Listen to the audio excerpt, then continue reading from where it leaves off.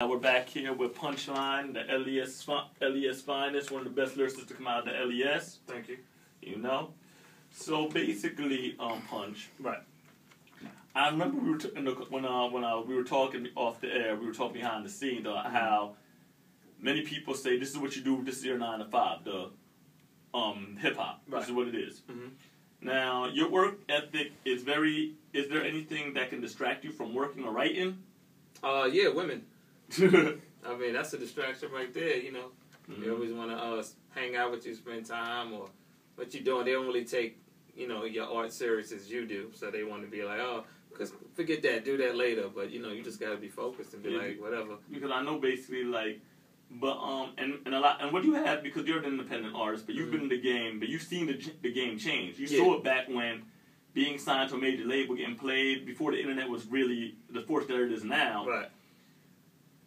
And you still have managed to have that drive, managed to have that go. Mm-hmm. Do you have any advice for the newcomers coming up in this digital age? Because now, to me, many people think it's easier, but I honestly find that's a little harder because it's at your access, but still everybody has a computer now. Mm-hmm. So it makes it like you still got to be. Do you have any advice to the newcomers out there? Yeah, I probably have to say just work on getting your name up and getting known, and just put out a lot of free material, whether it be mixtapes or, you know, maybe an EP, songs here and there. Just always keep some form of content out there and just stay on top of it, you know what I mean? Just beat people over the head with it, because how it was when we was putting records out, like, you know, you can drop an EP, like Punching Words EP, and sell it and people actually buy it. Now nobody really wants to buy nothing. They just want it for free, you know, like there's so much out there to choose from.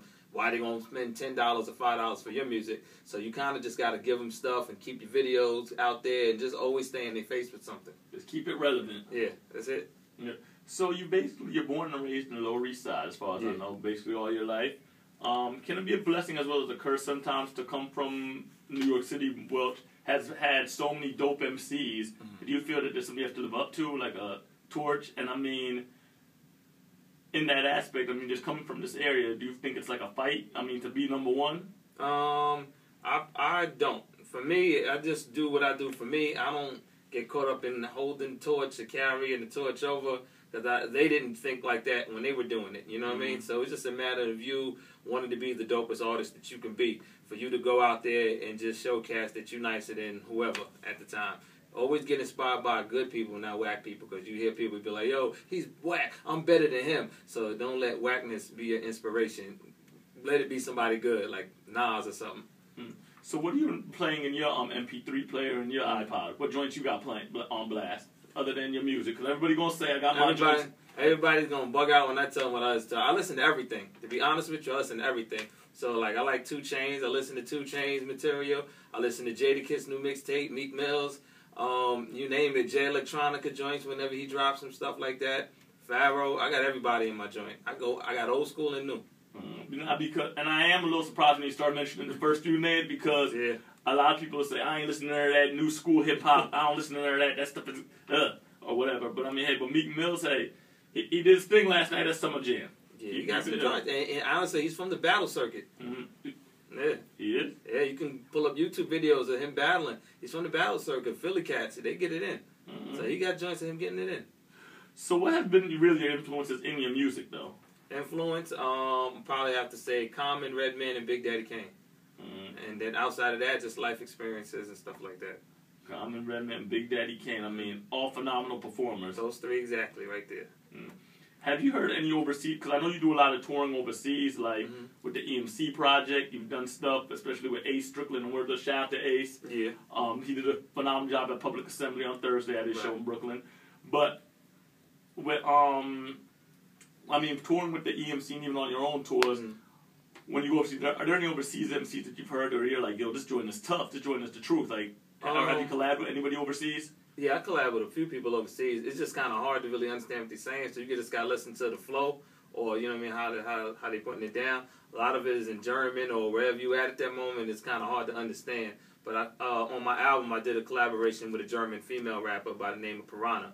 And that's on this new Underground Superstar? Yeah, it's on my album, Underground Superstar. It's called The Originators. Okay. Man, I think we should get into that joint tonight. Yeah, got it. So, what am I about to say now? So, So out of all so when you go to other places overseas in the foreign countries, how do they embrace the culture overseas? When you go to like Europe, when you're in like France and in Croatia, how do they embrace the culture? Oh, they treat the hip hop like how we was treating it in '93.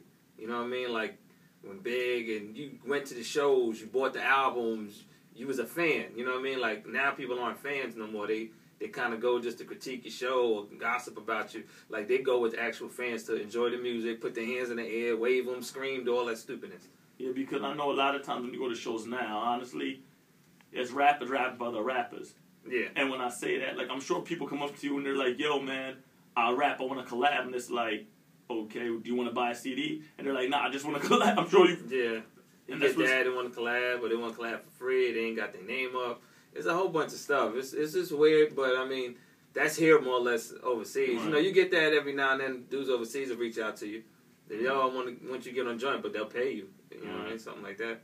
So everybody, don't forget you got to cop this man's new album, Underground Superstar, available on iTunes. Yeah, it's on iTunes and other digital outlets right now. Yeah. 17 joints, all produced by DJ Soulclap. So and everybody support this gentleman, Punchline, a hip hop legend on the underground. Shout to Master A, Strickland, and Wordsworth.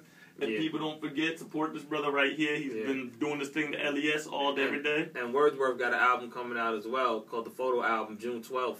On June 12th. Yeah, he got CDs as well on Amazon, and you can get his joint on iTunes and other places. Thank you for coming through and showing some love. You gonna bless him with a freestyle a little bit? Yeah, I'll do that. And you know, we're gonna get to some joints on the album. Oh, definitely. Right now, let's get into a joint off the album. WKNJ livestream.com. You are to the streets. Let go.